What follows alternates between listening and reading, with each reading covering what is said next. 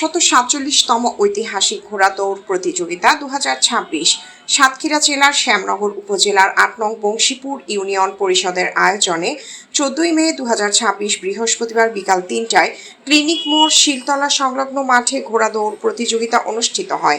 এই সময় প্রধান অতিথি ছিলেন জনাব ডক্টর মনিরুজ্জামান, যুগ্ম আহ্বায়ক, সাতক্ষীরা জেলা বিএনপি সভাপতিত্ব করেন জনাব আলহাজ জি.এম. সাদেকুর রহমান, সাবেক সাধারণ সম্পাদক, শ্যামনগর উপজেলা বিএনপি ও সাবেক চেয়ারম্যান ৮ নং ঈশ্বরীপুর ইউনিয়ন পরিষদ।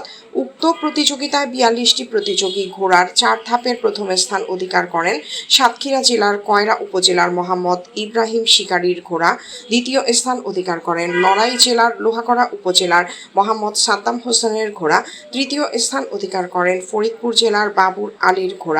এ সময় প্রধান অতিথি উভয়ের হাতে একটি করে গরু পুরস্কৃত করেন। বিস্তারিত সাতক্ষীরা শ্যামনগর থেকে MAH টুমু আনাম এর ভিডিও রিপোর্টে।